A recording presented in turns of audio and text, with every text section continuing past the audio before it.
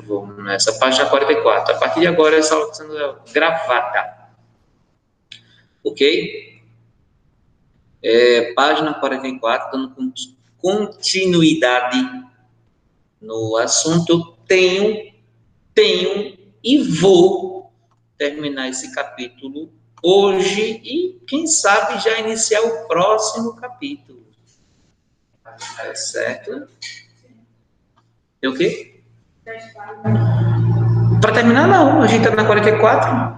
Ele termina na 5.2, parece. Não, 50. 50. Termina em qual? Vê aí. Não, o capítulo. Ah, tá. O mesmo capítulo? Sim. 5.2. É pouco. Literalmente, você vai falar agora sobre a... Guardar.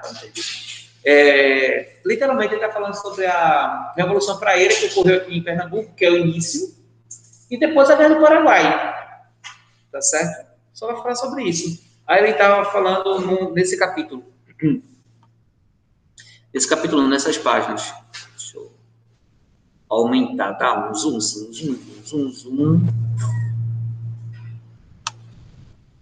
Ai. Agora. Pronto. Quem está em casa, dá para ver o livro?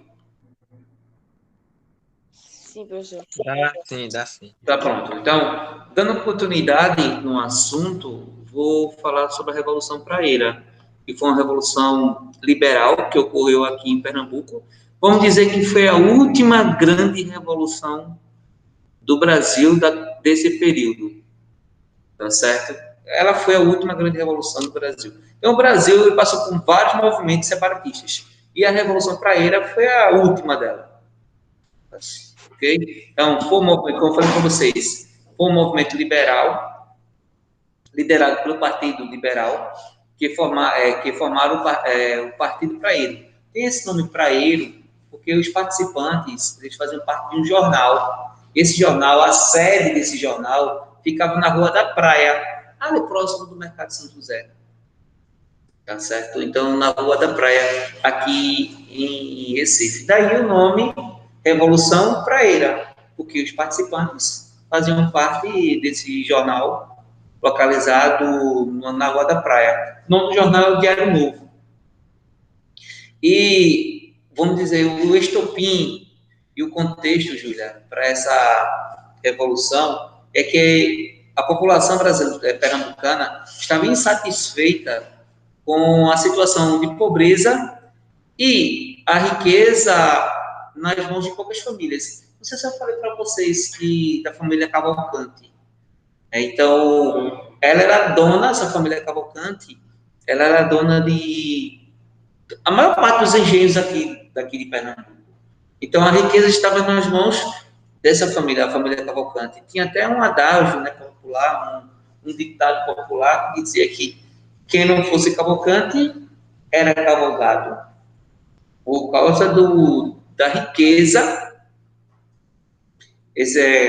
nas mãos, concentrado nas mãos dessa família. E também é que muitos portugueses dominavam o comércio daqui de Recife, daqui de Pernambuco. Então, o comércio, o poder comercial estava na mão dos portugueses, que eram mal vistos por brasileiros. Então, desse contexto, pobreza, miséria, riqueza de poucos, o comércio na mão dos portugueses. Isso gerou uma onda de insatisfação dos pernambucanos, principalmente esses que faziam parte do Diário Novo, que ficava localizado na Rua da Praia, que criou uma revolução, a Revolução Praieira. No terceiro parágrafo, diz assim, que o estopim da revolta aconteceu quando os conservadores chegaram ao poder e diminuíram funcionários públicos ligados aos liberais e aos praeiros. Os funcionários se recusaram a entregar os cargos e reagiram com armas. A luta se iniciou em Olinda, isso em 1848, e veio em direção a Recife. tendo se estendido também à Paraíba. No ano seguinte, os participantes tomaram Recife, usando táticas de guerrilha, porém a vitória não durou muito. No final de 1849, as forças imperiais venceram os praeiros, tomando Recife o controle da província. Eu só fico imaginando se isso fosse possível no dia de hoje. Imaginou a população de Pernambuco, de Recife, se rebelar contra o governo federal? Eu acho que, assim, esses tipos de revolta, né, só podiam ocorrer nesse período mesmo. Não tinha como hoje, nos dias de hoje, esse tipo de revolta ocorrer. Não tem como hoje a população pegar em armas, uma porque onde entra a questão do desarmamento. O desarmamento é desarmar a população e o controle de armas passa por Estado. Então a população pegou em armas e, e lutou contra o governo federal. A última guerra entre a população e o governo federal ocorreu em 1930. Foi quando o Estado de São Paulo se rebelou contra, desculpa, 32, quando o Estado de São Paulo se rebelou contra o Brasil. Então, hoje, esse tipo de revolta seria impossível de acontecer. Aí tem aqui, trabalhando com historiadores, em alguns princípios ou algumas reivindicações dos participantes, que eles queriam o voto livre e universal para o povo brasileiro, a plena e absoluta liberdade de comunicar os pensamentos por meio da imprensa, a questão da liberdade de imprensa, o trabalho como garantia de vida para o cidadão brasileiro, o comércio a retalho só para cidadãos brasileiros, aí onde entra a questão dos portugueses, e por último, a inteira e efetiva independência dos poderes constituídos. A questão que existe nos dias de hoje é a questão dos três poderes: o poder executivo, o poder legislativo e o poder judiciário. Tem aqui algumas perguntas. Quem está em casa dá para ver. Tem a primeira questão, que é o seguinte: relaciona as ideias defendidas no Manifesto ao Mundo com o texto em que se deu a Revolução Praeira. Coloquei a resposta.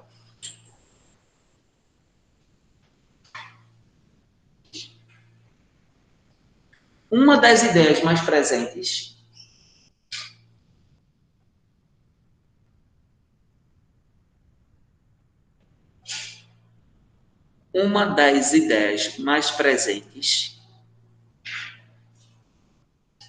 diz respeito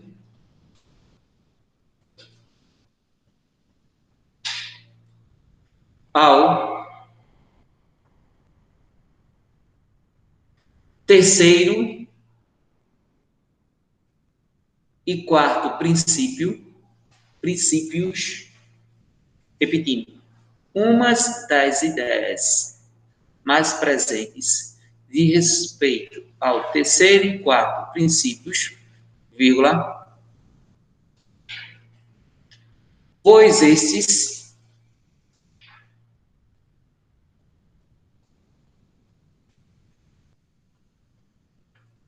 defendiam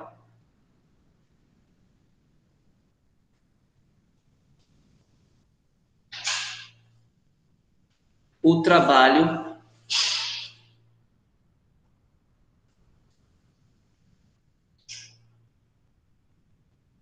e o comércio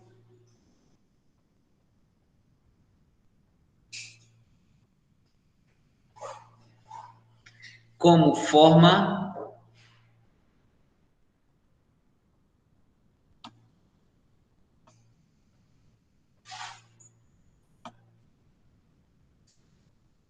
bom dia, Miguel.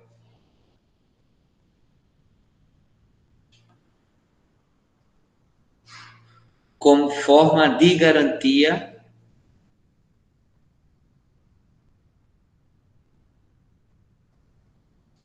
de vida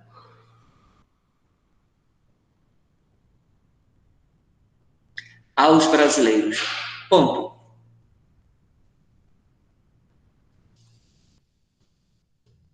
Aí a segunda questão. Cite o princípio que faz referência ideias iluministas presentes no manifesto justifique sua resposta. Coloca aí. O quinto artigo, eu estou na página 45, a segunda questão. O quinto artigo exige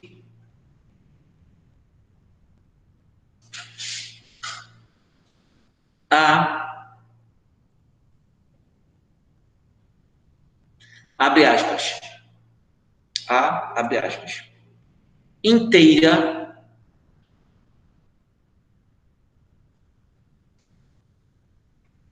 e efetiva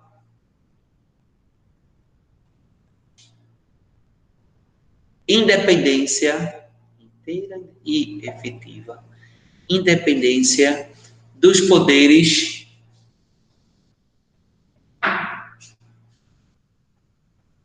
constituídos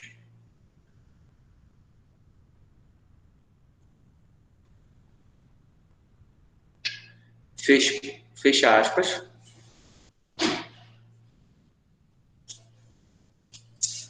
é a separação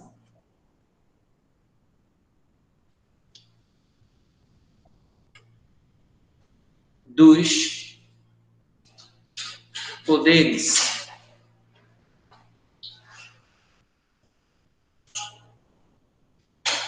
Ponto. Aí a terceira questão é o seguinte. Esse terceiro não precisa não, porque é um painel, ok? Então não vai precisar não. Vamos lá. Lei de terras, para terminar. Lei de terras, na página 45. E depois, a Guerra do Paraguai.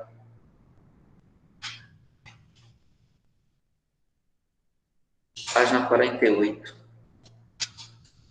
Quem mora aqui no Alto Nova Olinda? Sim. Eu.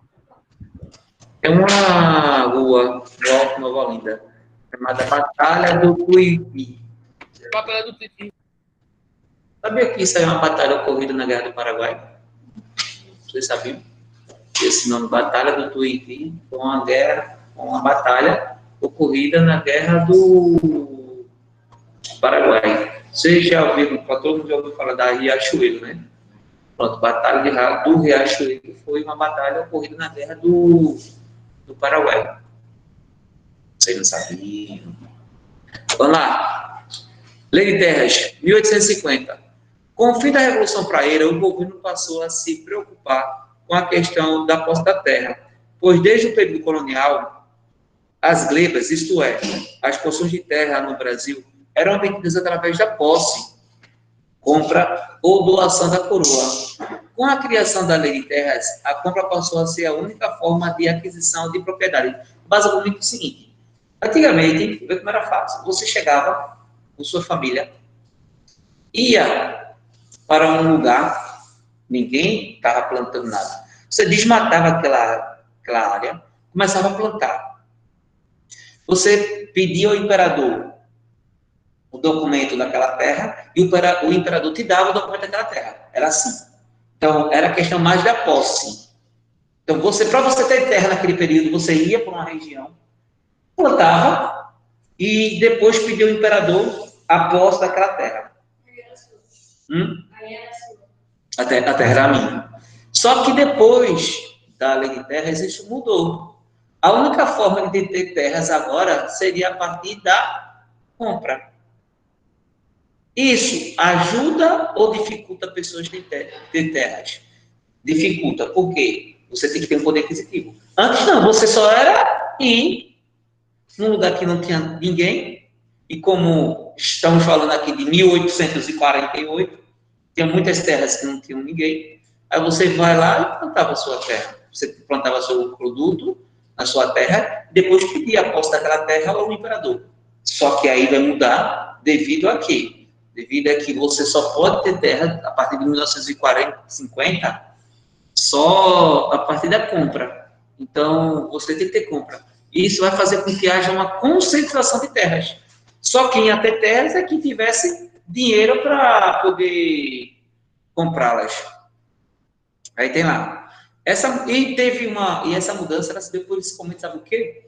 Porque eles estavam com medo que escravos ou ex-escravos saíssem e tivessem condições de tomar posse e pedir depois pedir o documento daquela terra ao imperador. Eles tiveram medo mais disso. Eles não queriam que os ex-escravos tivessem terras. Então, a mudança de posse para a compra se deu por causa disso. É essa parte desse texto agora. Essa mudança teve como consequência o não acesso à terra por parte de trabalhadores pobres e ex-escravizados libertos.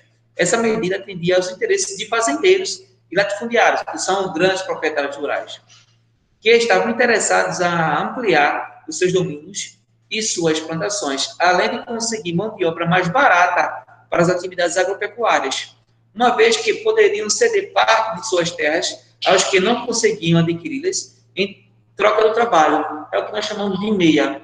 Então, é muito parecido com na época do feudalismo, na Idade Média. Então, eu tenho uma terra enorme, eu não vou plantar nela toda, é claro. Eu cedo, é minha. Eu vou ceder parte delas para alguém que não tem nenhuma terra. Ele vai plantar nela. Em troca, alguns dias na semana, essa pessoa vai trabalhar na minha terra. Então, eu tenho aí, vamos dizer assim, um trabalho de graça. Em troca de um pedaço de terra que continua sendo meu, e essa pessoa só vai lá, vamos dizer assim, alguns dias eu acerto, ó. Então, vamos lá, eu te cedo 1 hectare, 2 hectares de terra para você plantar. Agora, segunda, quarta e sexta, você vai trabalhar nas minhas terras. É uma forma de troca, é meia. Metade do que você produzir é meu. Então, isso vai fazer com que poucas pessoas tenham acesso à terra. Isso é algo que é definido hoje por muitos setores da sociedade, é a reforma agrária. O que é reforma agrária? Reforma agrária é distribuição, literalmente, distribuição de terras para quem não tem terra, que é a reforma agrária. Porque tem muita gente que precisa de terra, que estão atrás de um pedaço de terra para plantar, para dar uma condição digna para sua família, e outros que não precisam de terra para nada, pois tem muita, aí é o que chama de latifundiários, né? É a concentração de terras nas mãos de poucas pessoas. Aí tem lá a política indigenista, como já foi estudado na unidade anterior, a Constituição de 1824 não incluiu os antigos específicos que se referissem às populações indígenas, mesmo que José Bonifácio tenha apresentado um projeto a respeito do assunto, e como acabamos de ver, a lei de terras modificou a forma do Brasil lidar com a questão de terras, essa mudança afetou decididamente as populações indígenas. As regiões mais antigas de povoamento, as terras foram simplesmente tomadas dos grupos indígenas que ali viviam. É a questão que até hoje os indígenas lutam para a demarcação de suas terras, pois sofrem e muito ainda a questão da invasão, principalmente de grileiros, de pessoas que querem tomar as terras até para fazer garimpo. Aí tem a primeira questão. De que forma você acredita que o governo imperial do Segundo Reinado lidou com essa questão? Levante hipóteses e escreva a seguir. É basicamente o seguinte: diante da lei de terras,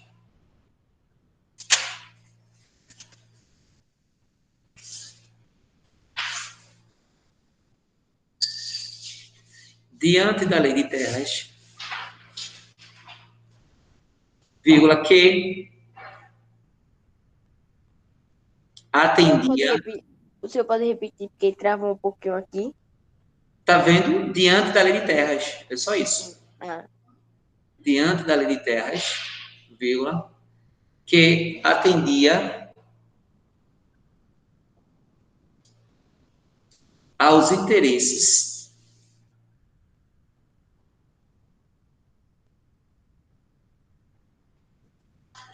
dos fazendeiros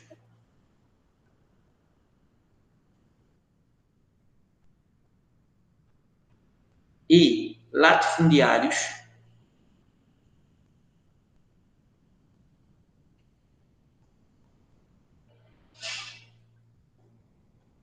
vírgula, o governo imperial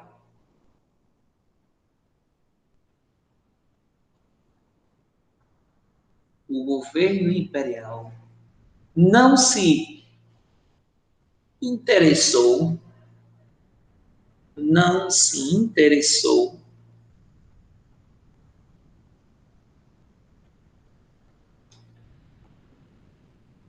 em proteger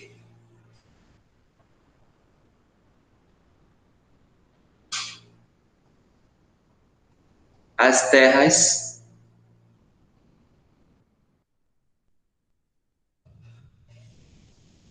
indígenas.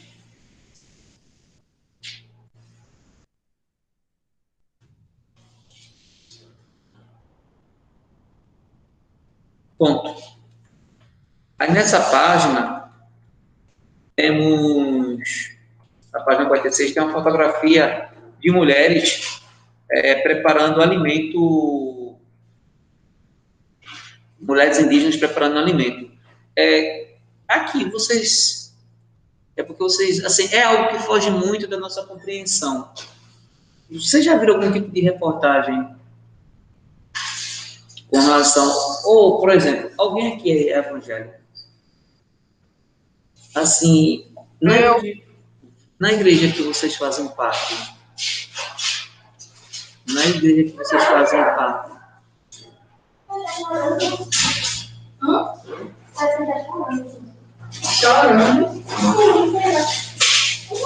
Bom dia, Bianca. Na igreja que vocês fazem parte, tem missionários? Tem missionários. Algum desses missionários já foi para a região da Amazonas, da floresta amazônica já? Nunca não? Se eles nunca falaram, não. Por exemplo, por que eu estou dizendo isso?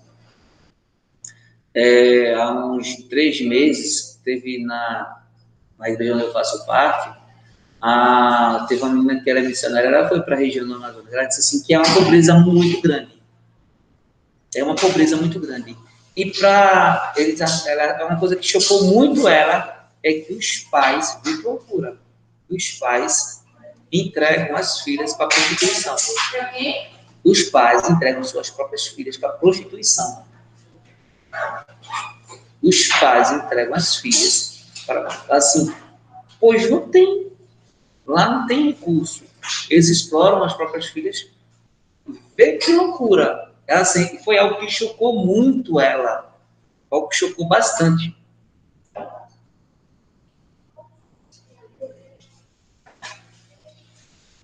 Bom dia, Aquiles.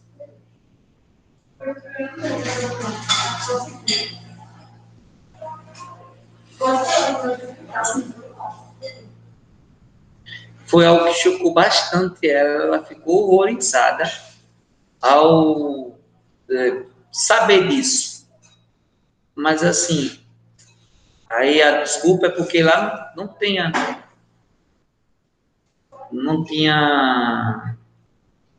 renda, eles estão sem renda, aí tinha essa desculpa.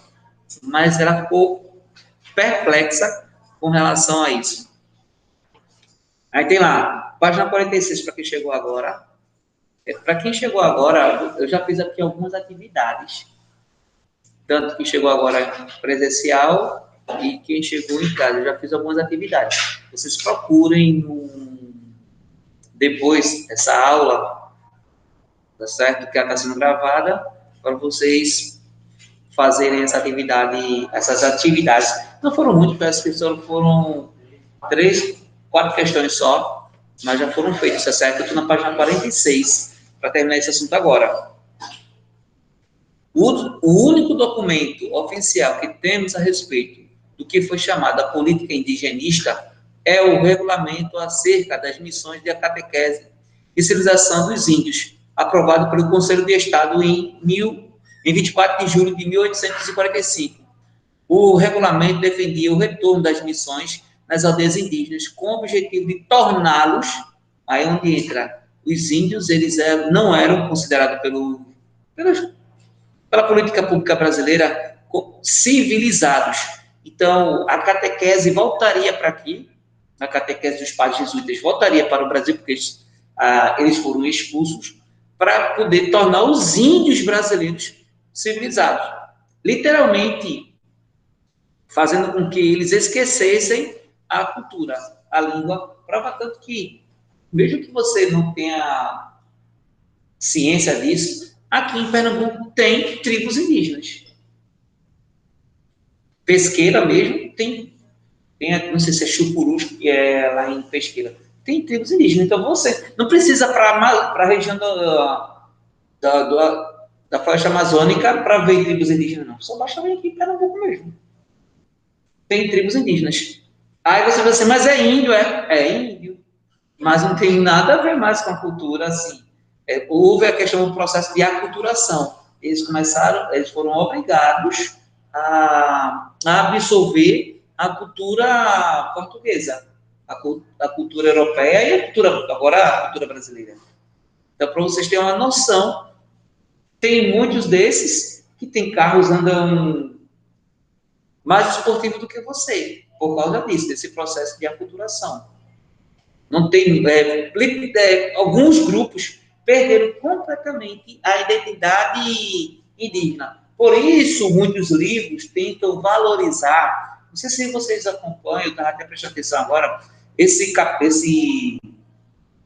não só esse livro, mas toda essa coleção, ela tenta muito resgatar essa questão da cultura indígena, a questão de terras. Muito, porque por anos, por décadas, os indígenas brasileiros ficaram literalmente. Não me lembro o ano específico. Houve uma passeata, um protesto indígena lá em Brasília. Aí um indígena, ele se perdeu. E ele ficou dormindo na parada do ônibus. Aí teve uns 3 a 4 jovens, compraram um combustível, jogaram em cima dele e atearam fogo.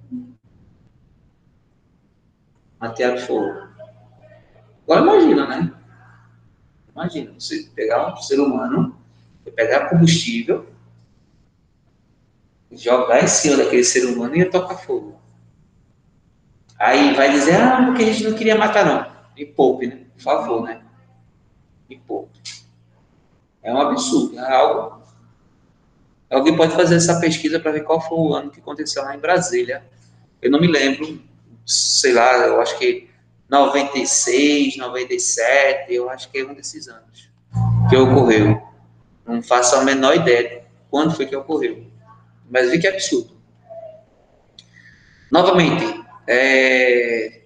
tornaram civilizados ao mesmo tempo em que prometia e garantia alguns trechos de terras àqueles que aceitassem a ser assimilados à sociedade, no caso, perder sua cultura.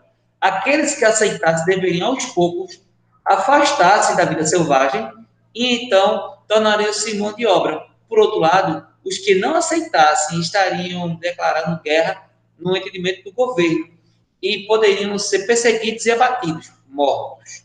É loucura.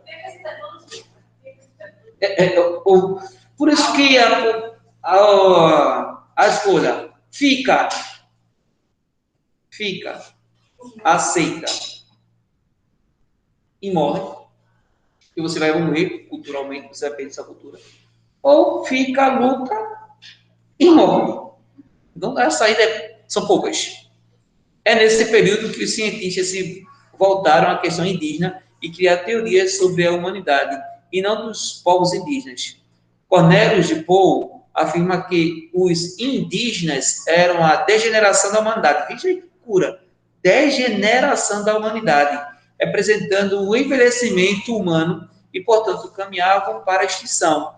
Essa fase foi defendida no Brasil por von Martius, eu acho que é Van Gaal, Outra posição defendida por adeptos do positivismo afirmava ao contrário, que os indígenas representavam a infância da humanidade e, portanto, eram primitivos em relação aos europeus, que estariam em um estágio mais evoluído por serem civilizados. Então, os europeus sempre, de qualquer forma, os europeus estavam em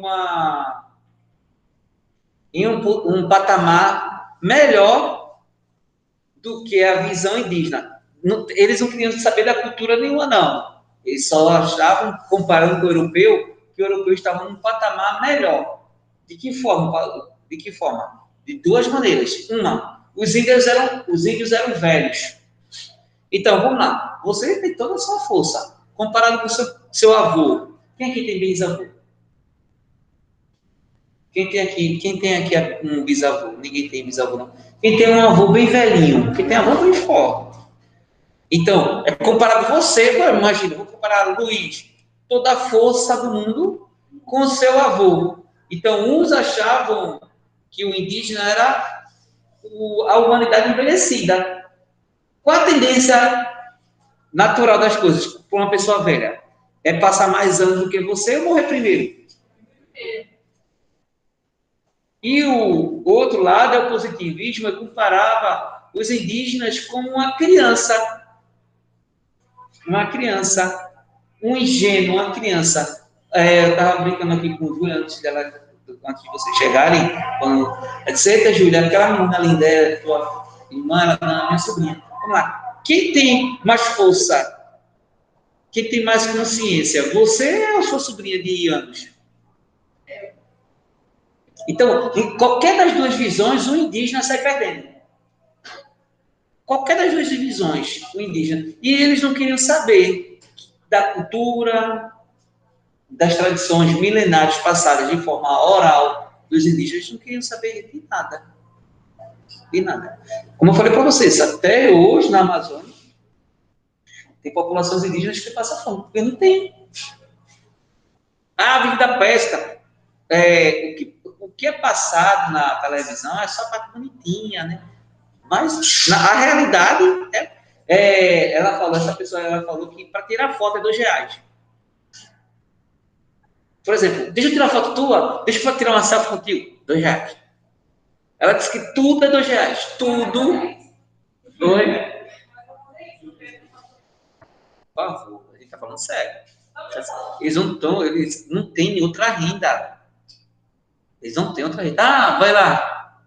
Aí tudo é R$2. Aí, esse tipo de turismo faz com que eles tenham renda. Ela ficou horrorizada com o pajé que fica oferecendo as meninas para prostituição. Literalmente, na cara assim. Ela ficou assim, como é isso?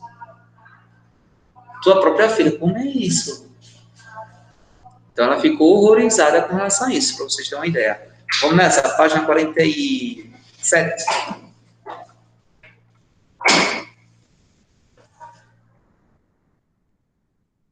Aí, nesse contexto, nós temos um movimento.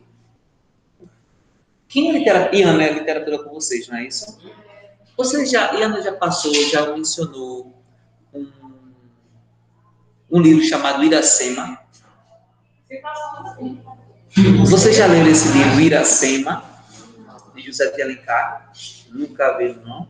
Então, é nesse momento que vai surgir no Brasil um estilo literário, vocês podem conversar com a Iana, chamado romantismo. Tá certo? Então, aqui no Brasil vai surgir um estilo literário conhecido como romantismo.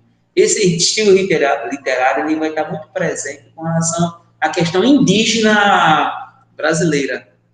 Aí, onde José de Alencar vai escrever o livro Iracema, que se passa aqui no Nordeste, eu acho que é no Ceará, não sei o estado exato, Ceará, Rio Grande do Norte, e que um homem ele vai se apaixonar por uma índia, tá certo? Então, essa questão toda romântica, toda linda, que permeia o estilo romantismo.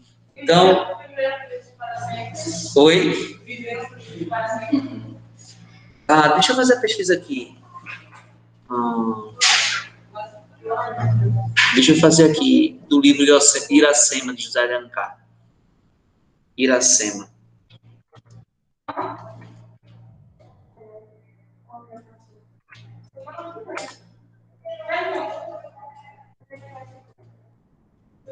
Tá. Ceará, viu? Eu acertei.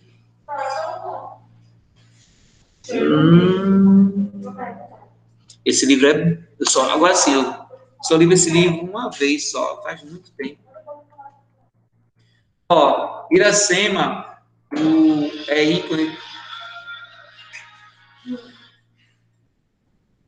ícone do indianismo romântico, como eu falei para você, o romantismo, foi escrito em 1865, já de Alencar. Esse livro narra... Vou ver aqui, no finalzinho dela. Cadê?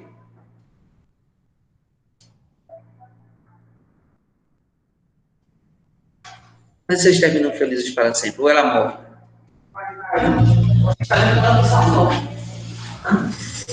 Deixa eu ver.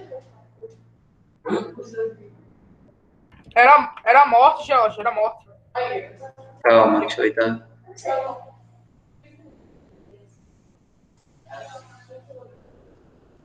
Deixa eu ver se ela morreu.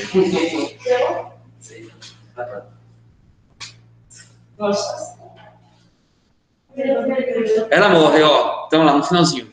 Iracema representa a indígena submissa à cultura europeia. Então, vejam a superioridade da cultura europeia. O seu nome é um anagrama para a América. Martim, por sua vez, representa o guerreiro, colonizador e conquistador. Seu nome é associado a Marte, deus grego-romano da guerra. A união entre os dois representa a lenda da criação do Ceará, pois Iracema foi enterrada à sombra de um coqueiro em que a jandaia, sua ave de estimação, cantava em lamento de sua morte. Ceará significa canto da jandaia. É também a união entre o casal Kenais e Moacir, cujo nome significa filho de sofrimento no povo brasileiro. Representando o primeiro cearense e a gênese da nacionalidade brasileira, fruto, né, da mistura entre o colonizador com o indígena. Tudo isso está dentro do livro Iracema. Eu quero saber como ela morre. Parece que ela morre na gravidez.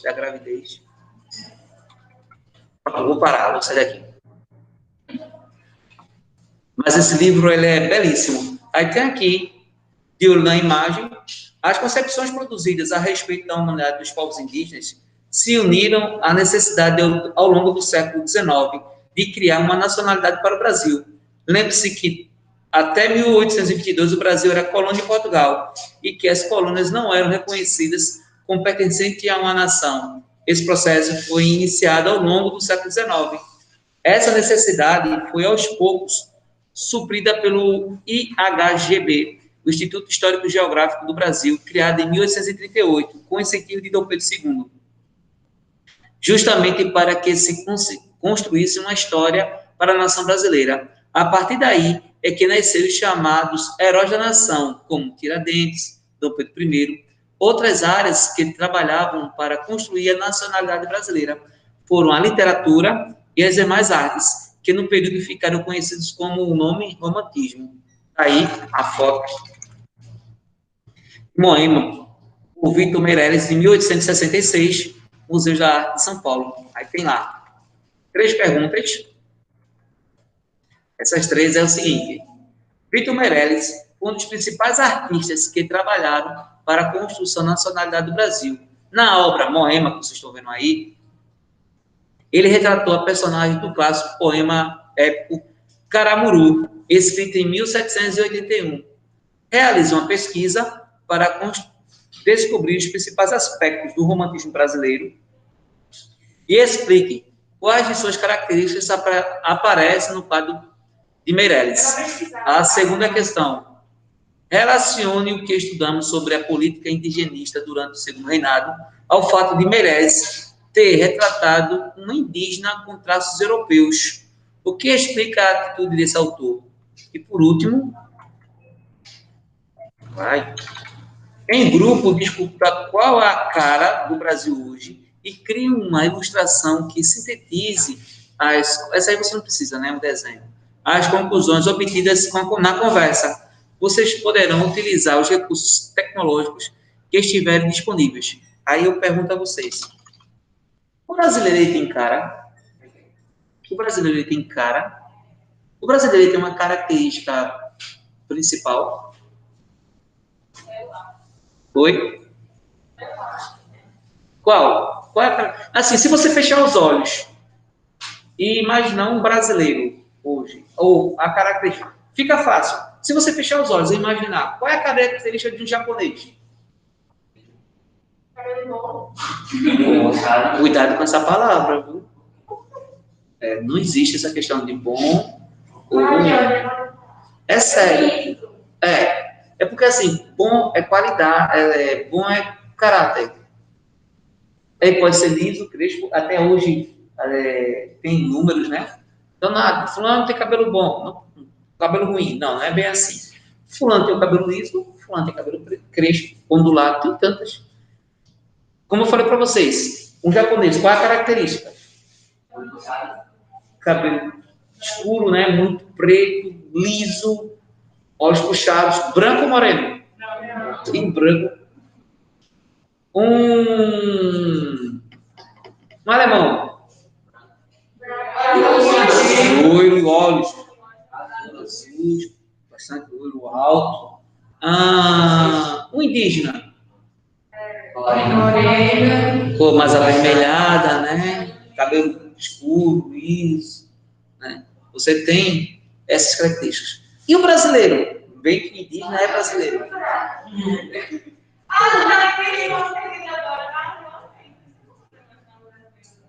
Olha para vocês. Olha a volta de vocês. Vejam quantas pessoas de diferentes. Assim, é sério. Por tudo que eu já estudei, assim, percebendo vocês, por exemplo, tu tem uma característica muito de português. Os portugueses, eles eram bastante assim, branco, cabelos um pouco mais ondulados. Então, a característica do português é essa, branca, bem branca, de cabelo mais ondulado. Tuluana, ela tem essa característica mais, já a questão já mais acanelada, mais avermelhada, já você vai vir mais com indígena e para o africano. Então, por exemplo, eu mesmo, eu sou branco, mas eu tenho traços de pessoas negras. Como assim? É possível? Não. Meu nariz é muito grande. Meu nariz é muito grande. Porque, assim, a minha mãe, ela é, assim, meus avós, o pai e mãe, são negros, e meus avós e meu pai, ele era muito branco. Então, houve essa mixigenação, tá certo? Ou tem essa mixigenação, tem essa mistura. Por exemplo, lá em casa é o seguinte, eu sou mais ou menos assim, a mistura da minha mãe e do meu pai. A minha irmã, ela é loira de olhos azuis. Ela é loira de olhos azuis. E meu irmão, ele é moreno. Então, são três completamente diferentes lá em casa. Então, por causa dessa mistura.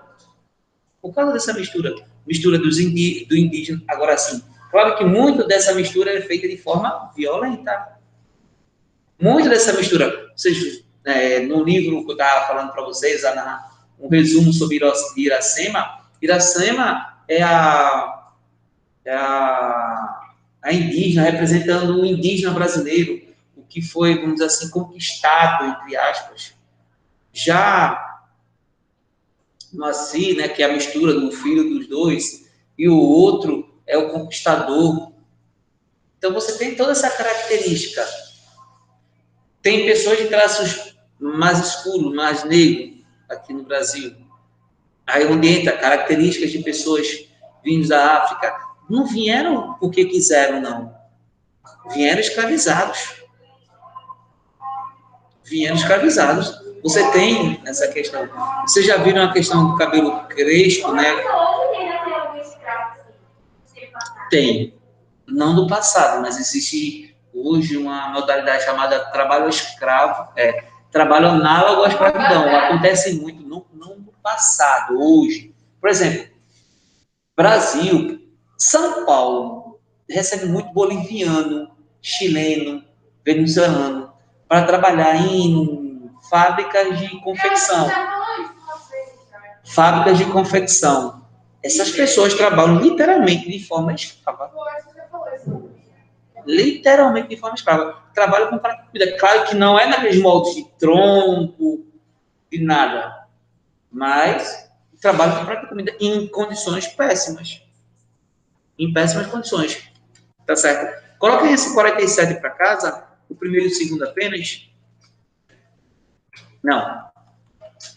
Vou terminar logo isso aqui. E falar sobre a Guerra do Paraguai.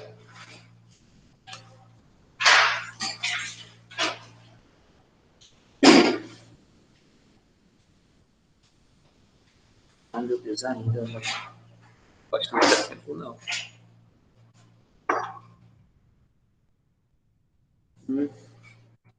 Tá, só 2 páginas para a gente fazer o exercício. Página 48. Deixa eu fazer o resumo da Guerra do Paraguai. Quando você escuta Paraguai, hoje a palavra Paraguai, que vem a mim? Tráfico. Tráfico, né? Mas o quê? Ah, fulano é do Paraguai. Coisa ruim. Né? Falsificado. Falsificado. Né? Oi? Crente do Paraguai, né? Coisa que não é tão original. Hoje o Paraguai está muito associado a isso. Mas vocês sabiam que Paraguai e, vamos dizer assim, por volta de 1850, era muito mais desenvolvido que o Brasil. Hoje o Paraguai tem essa fama. É porque a política adotada pelo Paraguai naquele período estava anos à frente do que o Brasil. Anos à frente do que o Brasil. Com relação à educação, com relação ao trabalho, com relação à industrialização. Estava à frente do Brasil. Só que tem um problema sério. O Paraguai ele não tem saída para o mar. Se você não olhar no mapa, o Paraguai ele não tem saída para o mar. Tá certo? Oi? Assim, por que o mar? O mar é onde você escoa toda a sua produção, onde você recebe. Então, o Paraguai, até hoje, não tem saída para o mar. Aí, o que Solano Lopes fez? Peraí, eu vou invadir o Brasil, eu vou conquistar aquela parte do sul, vou invadir também a Argentina, eu vou conquistar aquela parte do sul e eu vou criar vamos dizer assim, um corredor que eu possa sair e escoar minha produção pelo mar. Só que o problema todo é que, naquele período, tem uma grande produção industrial, tecidos, roupa. Você está catucando um inimigo muito poderoso. A maior potência mundial daquele período, que não era dos Estados Unidos, era...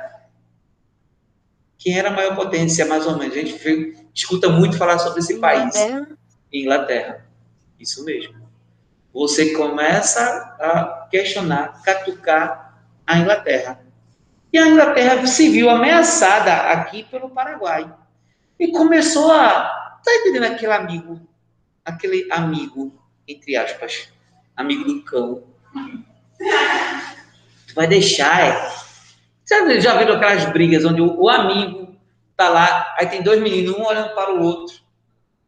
Eles não querem brigar, mas estão estufando o peito, parece aquele peito de pombo, né? Ficam assim, estufando o peito, um olhando para o outro. Aí chega aquele amigo, que aquele ali não é um amigo. Aí o que aquele amigo faz? Em vez de separar, o que ele faz? Ele empurra um contra o outro. foi a Inglaterra. A Inglaterra se viu ameaçada, só que a Inglaterra não poderia lutar contra o Paraguai. Mas quando o Paraguai começou a invadir as terras da Argentina e do Brasil, o que ela fez? Ela empurrou Brasil, Argentina e Uruguai contra o Paraguai. Contra o Paraguai. Literalmente, ela financiou a guerra do Paraguai. O Brasil não tinha soldados, não tinha armas. Não se preocupe, Brasil. Quer quanto? Quer quanto não, desculpa. Precisa de quanto? Depois tu me paga. Argentina, você não tem arma não? Poxa, eu financio. Uruguai, financio. Agora vocês vão ter que lutar contra o Paraguai. O Paraguai está crescendo, está industrializando. Eu não quero que o Paraguai... Eles eram, tipo, os países eram, tipo, as marionetes da Inglaterra. Tipo, não, foram marionetes da Inglaterra. Foram marionetes. Para vocês terem uma noção, a cada 6 homens, Paraguai, antes da guerra, só um sobreviveu. O Paraguai ele ficou completamente, a população do Paraguai ficou completamente destruída. Oi? Não, 6. 3 países contra 1. Foram 3 países. De boa. Nossa, eu queria estar lá. Aí prova tanto que depois da Guerra do Paraguai, quando o Brasil descobriu... Deixa eu tirar o áudio aqui. A palavra começada com M. M. Eita. Ele acabou assinando um acordo com o Paraguai e todos os produtos produzidos no Paraguai usa o porto de Paranaguá, no Paraná, tá certo? Então, passa pelo Rio Paraguai e escoa no mar. Então, há um acordo, porque assim, o Paraguai continua sem saída para o mar. Porém, depois que o Brasil acaba com o Paraguai, tá entendendo? Aquele assim, ó, então, vê só, tu pode usar aqui esse rio, não tem problema não. As tuas mercadorias, prova tanto que as mercadorias, o Paraguai, a gente pensa que o Paraguai, ele é um produtor de algo falsificado, contrabandeado. Não, o Paraguai não faz isso. O Paraguai apenas revende tudo aquilo que é vendido no Paraguai, vende onde? Na lógica da China. Só que no Paraguai não tem essa questão de marcas. Lá no Paraguai não tem essa questão de marcas. O governo paraguaio não se preocupa com relação a essa questão de marcas. O governo brasileiro, sim. Se você botar um cara de camisa, Nike é N-I-K-E. Aí o cara colocar Nike, N-I-K. Ah, mas isso aqui é da Nike, olha o nome Nike. Falsifica, porque você falsifica. Cada coisa... Não sei se o colega... Foi uma vez um aluno disse, professor, eu comprei uma camisa tão falsificada, que de um lado era Oakley e do outro lado era Ciclone. Misericórdia. As 2 marcas em uma só. Veja que falsificação. Tudo vem da China e é vendido no Paraguai. Ponto. O Paraguai apenas faz o quê? Revender. No Paraguai só faz o revender. E usa o porto de Paranaguá, que é aqui no Brasil, no Paraná, apenas para receber suas mercadorias e vender suas mercadorias. E o Brasil ele não pode fiscalizar. É como se o porto pertencesse ao Paraguai. Tudo isso devido após essa guerra que a gente vai ver agora. Vamos lá. A Guerra do Paraguai. Nós vimos até então que no século XIX foi um período de muita agitação no Brasil. A questão da posse de terras, a questão indígena, foram situações sobre as quais o governo imperial teve de se debruçar. Além disso, em 1864, teve início uma das mais sangrentas guerras em território sul-americano, no século XIX, a Guerra contra o Paraguai. O quadro no fim dessa página ilustra a Batalha do Riachuelo e foi produzida por Victor Meirelles, no mesmo contexto do romantismo, que nos estudamos na página anterior, a questão da identificação do povo brasileiro. A obra representa a visão de alguém que não fez parte da batalha. Aí temos aqui a Batalha do Riachuelo. A Batalha de Riachuelo inaugurou uma sequência de embates entre o Brasil, que em 1865 se uniu à Argentina e Uruguai por meio da Tríplice Aliança contra o Paraguai. As principais causas para esse confronto foram: o Paraguai, sem saída para o mar, isolou-se do comércio exterior e trabalhou para se tornar um país autossuficiente, pois a Argentina e o Uruguai cobravam altas taxas para a navegação nos rios da Bacia Platina. A partir de 1840, Carlos Antônio Lopes, seguindo seu filho Francisco Solano Lopes, iniciaram uma política de abertura do Rio do Prata. Solano Lopes fez um acordo com o Partido Blanco, que mantinha o poder no Uruguai para navegar. O Brasil interveio na política uruguaia, fazendo com que o Partido Colorado assumisse a presidência do país. Como consequência, o Paraguai rompeu relações diplomáticas com o Brasil. E aí você tem uma das mais... Oi? Aquela questão do início dessa página 48. Embaixo não tem a resposta? Observe agora a característica e causas do movimento. Isso aí. Isso. Aí observa a obra da Batalha do Riachuelo no final dessa página, insere as características do romantismo presente nela. Aí está lá. Está aqui as características do romantismo. A questão da visão do conquistador europeu, a questão também da identificação. Lembrando que o Brasil ele vai destruir o Paraguai, fazendo com que o exército brasileiro tivesse identidade.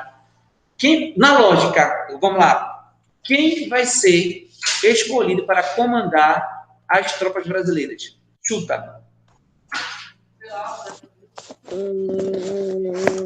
Tem um nome muito forte no exército brasileiro. Tem um nome. Não. Não, mas essa mulher ela vai se fazer. Ela vai ser um nome muito forte, porque naquela época não era proibido as mulheres enfermeiras. Hoje o que mais tem é mulher enfermeira. Hoje a enfermagem é trabalho, que não existe isso, de mulher. Não. Mas naquela época não podia, ela se tornou uma das mais, vamos dizer assim, Duque de Caxias, isso mesmo. Vamos pegar a história dela, de Ana Nery. Ana Nery.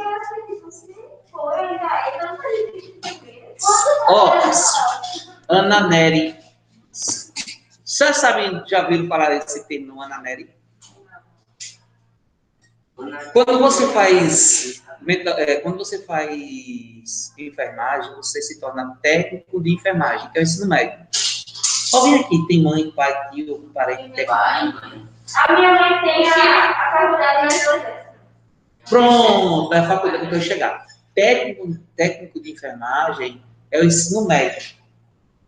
É o ensino médio. Se você quiser ganhar melhor, você faz a faculdade de enfermagem. Quando você faz a faculdade de enfermagem, você vira chefe. Tá certo? Você vira chefe daquele enfermeira-chefe. Ou você faz o curso Ana Nery. Ana Nery, em homenagem a ela. Não, entendeu, não? Não, eu entendi. Eu só achei que não existia. Oi? Eu nem sabia que existia isso. Não sabia que existia isso. Enfermeira-chefe. Enfermeira-chefe é porque os outros enfermeiros, eles têm um curso médio. Ensino médio. Tá certo? Que é o técnico de enfermagem. Daí, se você fizer uma faculdade, você se torna enfermeira-chefe. Ou você faz o curso de Ana Nery. Ana Nery em homenagem a ela. Por quê? Ela se tornou uma das pessoas que mais são ouvidas, muito respeitada nos hospitais quando ela passou, onde na época era proibido a participação das mulheres. Vamos pegar um pouco da história dela? Oi? Eu não entendi. Tudo que é proibido no passado, cala a boca. Tudo que é proibido no passado, eu só não sei fazer. Ah, mas é a questão aí. Vamos lá. É proibido. Vamos lá, tudo que é proibido no passado não é bem assim. Vamos lá. Eu proíbo. Isso aqui é só um exemplo dado por mim, pelo amor de Deus. Eu proíbo vocês, mulheres, de fazer algo de pensar de aula. Tem? Não, pegar celular não. Aí que proíbe para todo mundo pegar celular. Né? Vai, eu proíbo vocês, mulheres, de fazer algo que.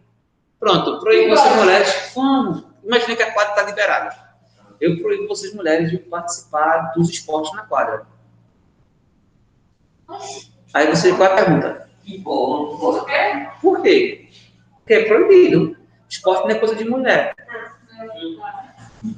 Vão aceitar? Não, gente, é sério. Estou dando um exemplo. Oxi. Vai aceitar? Não. Não? Pronto. Ana Nery fez isso. Não aceitou. Mas não é proibido. Eu tô falando isso. Porque você deve fazer. Você não entendeu o que eu falei, não. Não, meu amor. Não é que gostava de fazer. É porque... Qual é a lógica de... Ela fazia... Ela obrigada, não. Tô falando só que você tem que aprender. Aí onde entra? Porque ela... Aí não é que ela fazia por ser proibido. Ela fazia porque era paixão, salvar vidas. Então, porque era proibido. Ela sabia. Não. Essa gaguejada aí... Vai logo, vai. Vai lá. A partir do momento do rompimento entre Paraguai e Brasil, iniciaram-se as ofensivas. O Paraguai invadiu a província do Mato Grosso, aprisionou a embarcação brasileira no Rio Paraguai e caminhou em direção ao Uruguai, com a intenção de conquistar Montevidéu, capital do Uruguai. A intenção de Solano Lopes era ocupar parte da Argentina, do Uruguai e do Brasil, no caso a província do Mato Grosso e o Rio Grande do Sul, para formar o Grande Paraguai. Ele quis invadir. A loucura também, né? Queria invadir 3 países. No início, o Paraguai demonstrou grande poder de resistência, o que fez o conflito durar mais tempo do que estimado pelo governo brasileiro. Como consequência, os países aliados, Brasil, Argentina e Uruguai, tiveram muitos gastos, principalmente o Brasil, inclusive forçando alistamento no exército e prometendo alforria aos escravizados que lutassem na guerra. O que aconteceu? Muitas pessoas começaram a enviar escravos com a promessa do tipo: se ele voltar vivo, ele está alforriado. E é algo interessante, alguns livros falam que os escravos, os ex-escravos, eles lutavam com bastante empenho, porque se eles sobrevivessem à Guerra do Paraguai, eles estavam livres. Agora, já imaginou, do tipo, você ser escravo, viver numa condição miserável, subhumana, e do tipo, ó, quer ser livre? Tu vai ter que ir para a guerra e voltar vivo. Tu ia se esconder na guerra? Cassino Royal, né, com o cara. É o quê, Rafael? Um Cassino Royal com o cara, apostando na sorte. É um Cassino Royal. É apostar literalmente a sorte. Aí, tu continua escravo ou tu vai pra guerra? Eu iria pra guerra. Vai procurar que se esconder.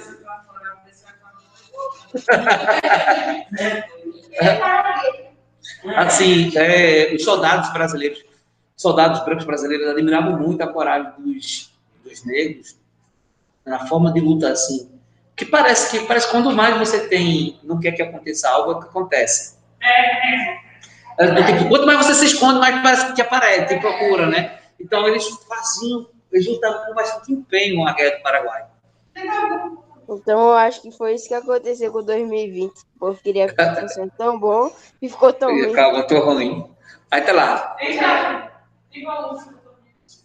Tá assim, relatos de pessoas assim que voltaram vivo, não. Mas voltaram, assim, não tem. Como a história sempre deixou de lado a questão dos escravizados, da questão dos indígenas, então você não tem fatos. Pronto, então vamos falar de Nanere agora, deixa eu terminar aqui, ó. No entanto, a partir de 1868, o Paraguai, enfraquecido, começou a sofrer várias derrotas. evento que ficou conhecido como a Desmembrada, com tropas comandadas por Duque de Caxias e por Coronel Hermes Ernesto da Fonseca, pai do futuro Marechal Hermes da Fonseca, ao tornar a capital do Paraguai, Assunção. Porém, o governo brasileiro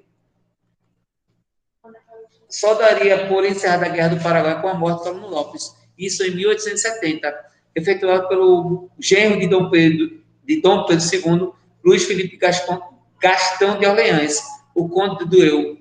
As consequências da Guerra do Paraguai foram perda de parte do território para o Brasil, para a Argentina, população masculina quase inteiramente dizimada, sobrando pouco, fome e miséria entre a população sobrevivente. O Brasil, mesmo saindo como vencedor, sofreu a perda de 50 mil homens, além de problemas econômicos, alta inflação e grande endividamento. Aí vocês falam, nessa guerra, quem saiu vencedor? Há um vencedor em nenhuma guerra? Aqui tem. Tem o que saiu com menos desvantagem, né? No caso. Não, esse país saiu com toda a vantagem do mundo. É a Inglaterra, não, né? A Inglaterra. O país que saiu vencedor da Guerra do Paraguai foi a Inglaterra. Porque ela emprestou, ela queria acabar com o Paraguai. Conseguiu. Não perdeu nenhum homem. Por quê? Ela investiu em Brasil, Argentina e Uruguai. Além de emprestar dinheiro para essas nações, ela conseguiu tudo. A Inglaterra conseguiu tudo. Veja, inteligente, né, da Inglaterra? Não. Miserável da Inglaterra. Tem lá. Como vimos, a Guerra do Paraguai trouxe consequências desastrosas para os países desenvolvidos. Em grupo, vocês têm essa questão que, infelizmente, não podemos fazer. Os antecedentes da guerra, a primeira fase, a segunda fase da guerra, as consequências da Guerra do Paraguai e para a Tríplice Aliança, como falei para vocês, para o Brasil. Tá certo? Vamos nessa. Rede de palavras. É porque ele está correndo muito. Eu vou tentar fazer o máximo, eu acho que não vai ter. Mas aí, na sexta-feira, Aí, o que eu vou fazer com vocês é o seguinte, eu vou deixar aquela parte ali do vídeo, se não der tempo de fazer todas essa outra parte do vídeo, e vocês fazem em casa. Aí, segunda-feira, né, a gente tem aula, sexta-feira, a gente inicia já outro capítulo, o último capítulo. Ok?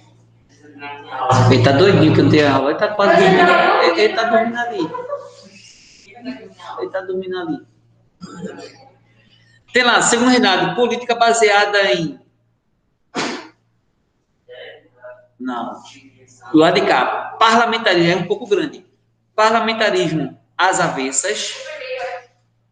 Do lado esquerdo. Aí tem lá, política baseada em...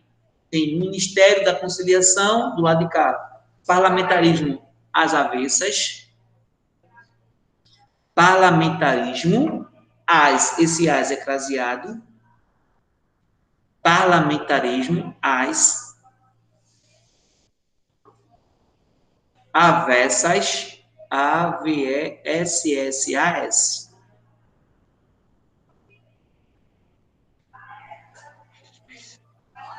Aí do outro lado, e lá em cima, do outro lado, na direita, vocês coloquem lei de terras, lá em cima, lei de terras.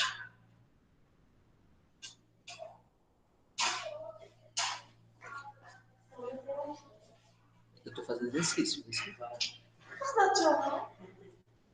Todo dia? Vai, Luana, vai, Luana. Aí embaixo, que regulamenta o acesso à terra, que antes era por posse, agora é através da compra. Vocês colocam compra. Lei de terras, que regulamenta o acesso à terra através da compra. Descendo também, compra, e como consequência afetou as populações marginalizadas, marginalizadas. O que é o marginal? Fulano, o que é o marginal? Fulano, você é um marginal.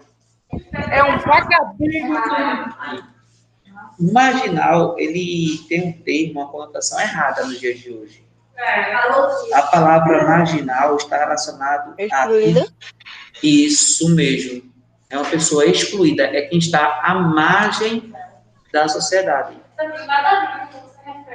Tá certo? O termo marginal é errado. É uma pessoa que está à margem da sociedade. É um excluído da sociedade. Uma pessoa que não tem acesso à educação, uma pessoa que não tem acesso a uma moradia digna, tá certo? Uma pessoa que não tem acesso à saúde, essa pessoa é um marginal. Ela está à margem da sociedade. Vamos lá, continuando. No lado esquerdo. Lado esquerdo. Tem lá, que era uma aliança entre, de um lado se coloca conservadores,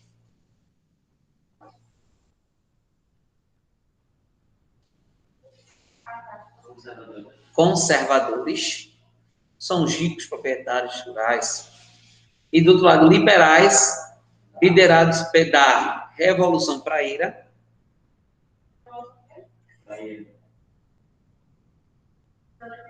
Revolução Praeira, P-R-A-I-E-I-R-A,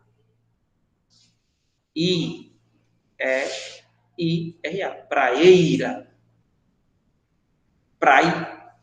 Praeira. É por causa do jornal Estado Novo que ficava na rua da praia. Daí, Revolução Praeira. E poder moderador. Poder moderador.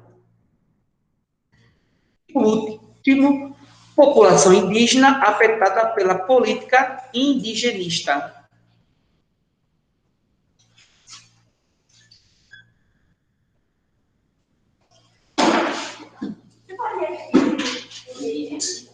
Política indigenista.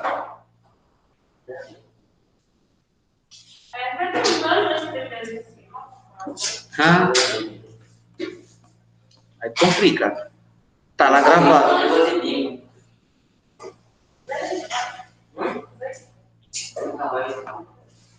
Vamos lá. Continuando. Gente, pega o caderno agora. Pode guardar o livro. Ah, continuei parado, tem outra página, né? Misericórdia, pensei que só era uma página. Vá, filho, senão não dá tempo. Tem lá, Guerra do Paraguai. Tem ainda na outra página? Tem o que na outra página? Ah, tá. Não, eu pensava que já era para outra. Guerra do Paraguai, Guerra do Paraguai. Fenômeno, aqui lá, fenômeno em que o Brasil se une ao Uruguai e à Argentina contra o Paraguai. O Paraguai era governado, por sua vez, por Solano Lopes.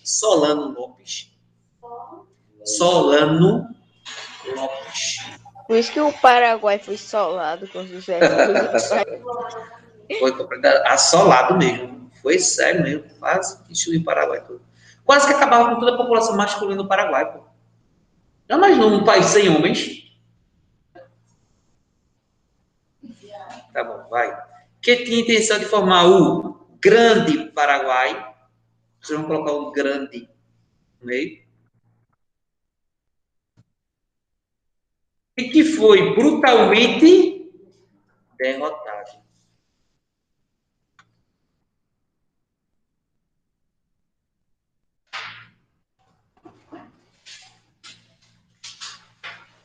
Vamos lá, caderno. Pode guardar o... Guarda não, né? Não, atividades, questões. Professor, Oi. você pode voltar aqui, o meu tela é preta, o último. Brutalmente derrotado. Ok.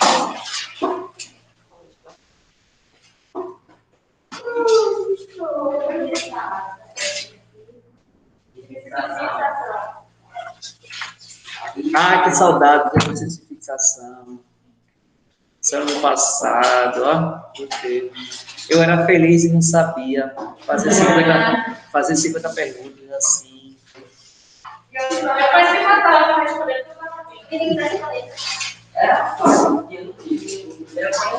Quando faltava 10 minutos para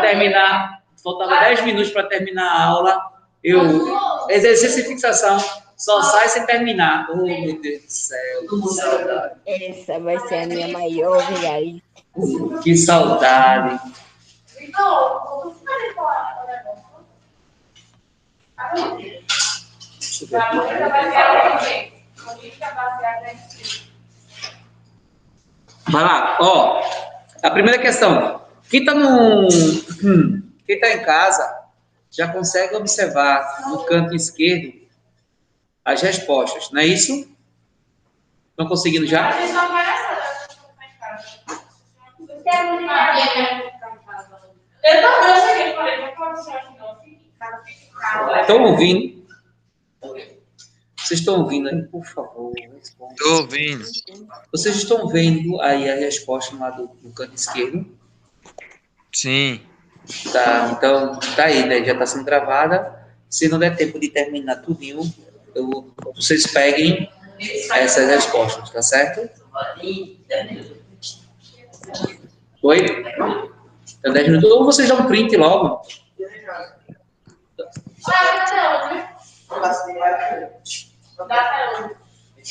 Troquei só do quadro, só. Ou as peças são as mesmas. Lara, meu presente, viu?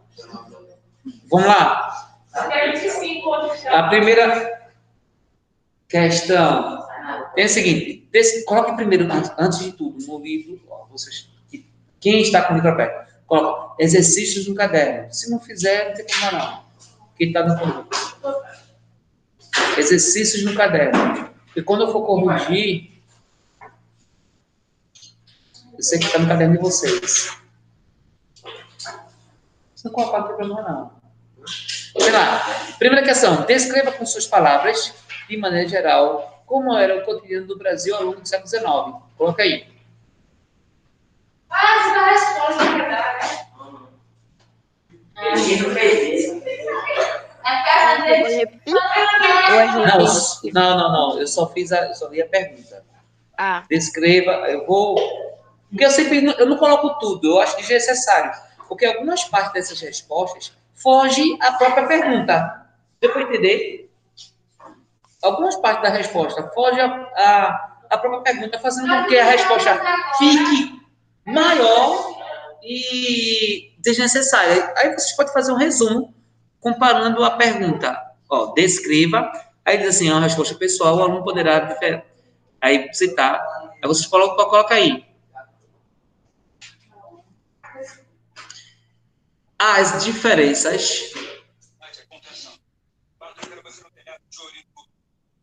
diferenças entre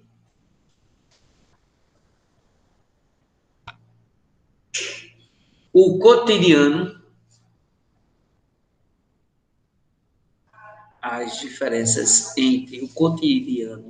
das elites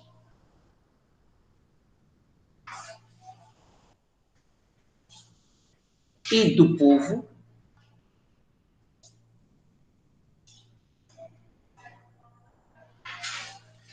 ponto na mijolinha, os diferentes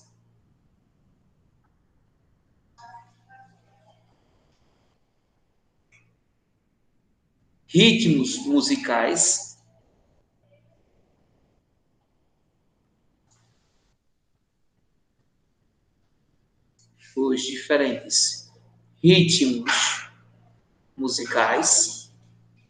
e a mudança,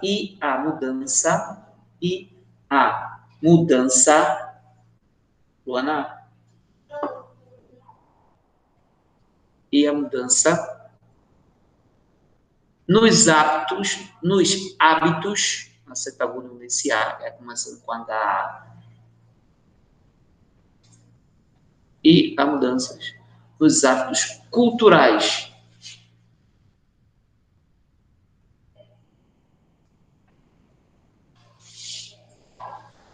Ponto. Segundo, é quem sabe aqui se comportar de maneira na etiqueta em um jantar, sentando direitinho, pegando um talher, sabendo os talheres todos, sabendo todos os talheres, conhece todos os talheres, sabendo para que serve cada um daqueles, colocando tudinho normal. Aí quando pega. Oi. Essa pra mim. Os melhores pra pra comer. Faca pra comer. Colher, uma sopa. É isso. É, colher de sopa, tem outras coisas. Aí tem colher de sobremesa, tem que comer. Eu sou sincero. Em restaurante, eu não peço galeta. Em restaurante, eu não peço galeta. Gente, é sério. Galeto, menino. Assim, é horrível você. Um galeto. Porque assim, você não quer pegar com a mão. E o galeto parece que ele tá vivo, ele quer voar, né? Você tá cortando ele lá assim. Que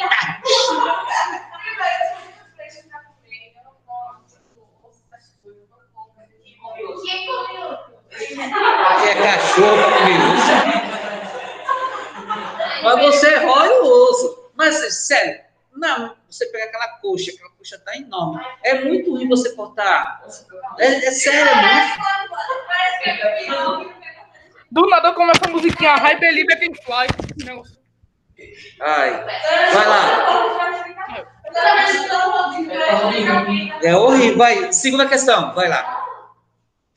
Ele pergunta: nada se assemelha mais a um Saquarema do que o Luzia no poder. Esse foi um ditado muito conhecido durante o Segundo Reinado e atribuído a Holanda Cavalcante. Explique como a frase se relaciona ao contexto político do Brasil durante o Segundo Reinado. Coloca aí. Para vocês terem ideia, ele começa assim, vocês não vão colocar. Foi muito comum ao longo do período do Segundo Reinado, não precisa disso aí, que políticos tanto partido. Aí você vai pensar, os políticos, é porque é desnecessário, pô, coloca uma coisa que é desnecessária. Os políticos, tanto do Partido Liberal, os políticos, tanto do Partido Liberal,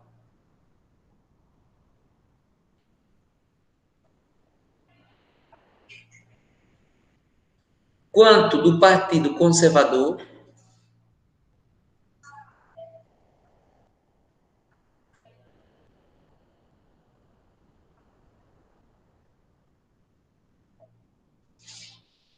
os políticos, tanto do Partido Liberal quanto do Partido Conservador, defendiam as mesmas propostas. Ponto.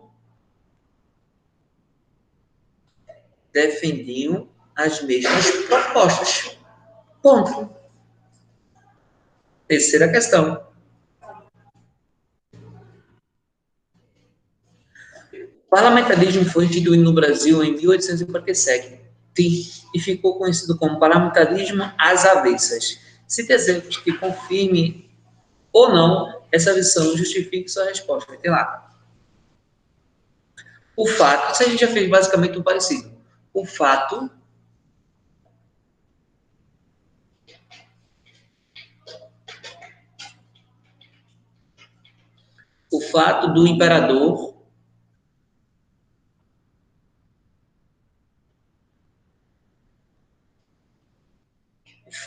do imperador nomear Que hora acaba essa aula, professor?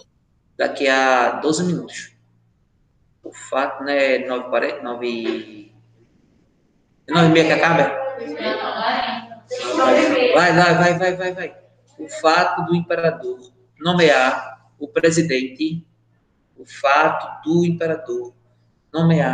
o presidente, do Conselho de Ministros,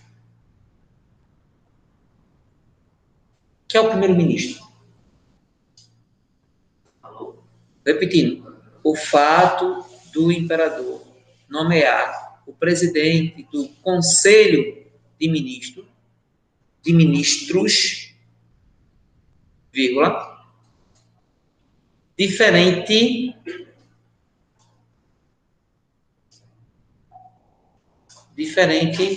do que ocorria na Inglaterra, diferente do que ocorria na Inglaterra, vírgula, que o primeiro-ministro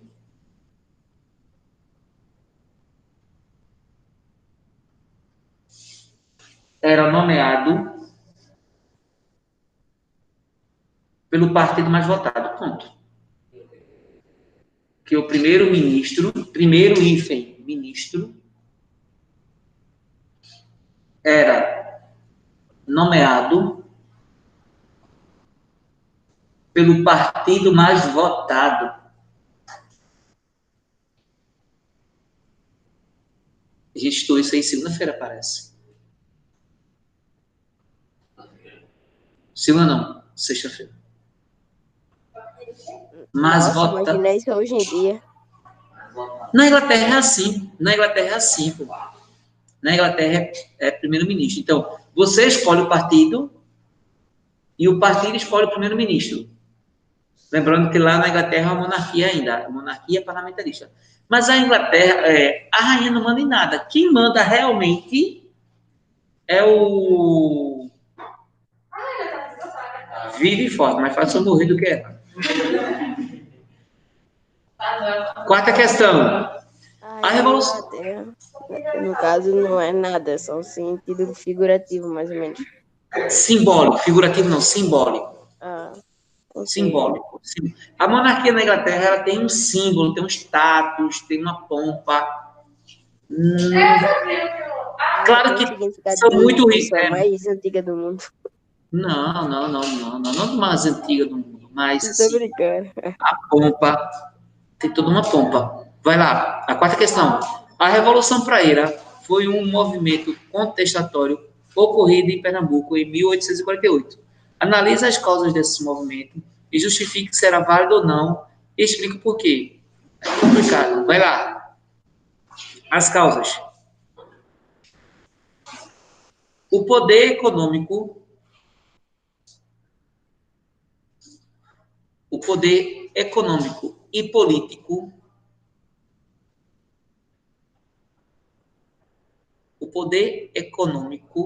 político estavam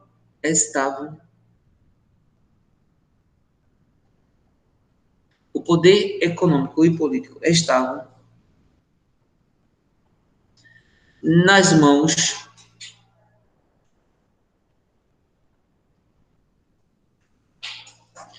de poucas famílias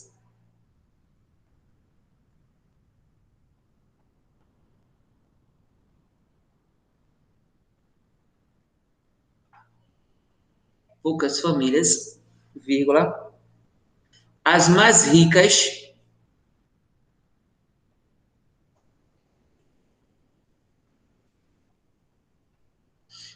de Pernambuco,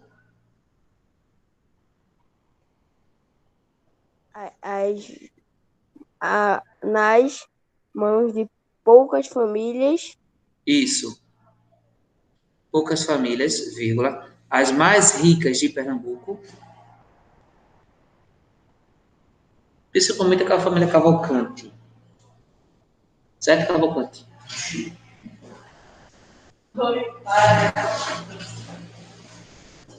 Já imaginou você ser... Vê, aqui massa, George. Massa se você fosse da família Cavalcante. Se você não fosse da família Cavalcante, seria muito bad. Porque, assim, as terras eram delas. Só delas. Não tinha onde. E tu vai viver como? Miséria. Fome. Mudar o nome. É tão fácil se fosse assim. Vai. As mais ricas de Pernambuco. Ponto. Não pode. Você não pode. Você não pode mudar sobrenome, não. Porque você é a sua família. É sua família. É sua família. Você não pode. Você pode mudar seu nome todinho, menos os nomes que você herdou do seu pai e da sua mãe. Oi, Rafael. Eu perguntei pra meu pai, não tem parente da parte dessa família Ferraz, mas da minha mãe sim. Então, Ferraz, a família... Mas, assim, essa família Ferraz, esse nome Ferraz, é de origem mesmo de floresta? Não. Não, né? Não é de origem mesmo da floresta. É assim, O parente da minha mãe.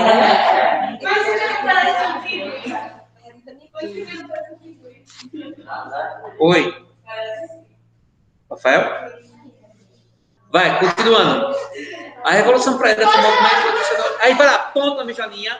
Portanto, o movimento era válido. Portanto, ponto na mesma linha. Portanto, o movimento era válido. A quinta questão. Gente, para facilitar logo, a sétima questão vocês vão marcar a letra E. Letra E. Uma forma de apresentar a letra E. A sétima questão. Maravilhoso. É porque eu sou muito modesto, tá entendendo? Vai. Oi? Tem outro chamado. Tu é bonita? Não, calma. Eu fiz uma pergunta. Diga. O que você se acha como? Não, sabe, na moral, vá. Mentira. Mentira.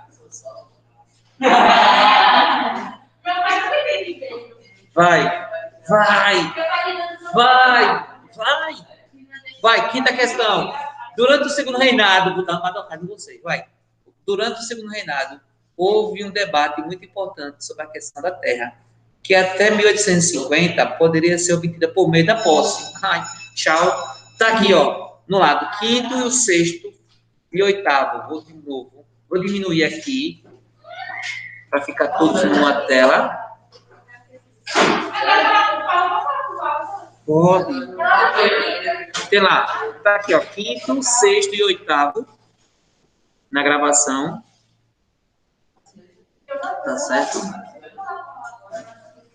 Quinto, sexto e oitavo. Vou dar um zoom aqui. Vou colocar apenas o quinto, se você tiver alguma dificuldade. Ó, quinto, depois dá um print. Sexto e oitavo.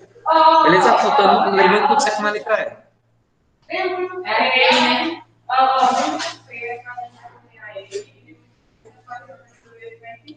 Bom dia, Vitória. A gente está terminando a aula de história agora, tá certo? Interrompendo a gravação.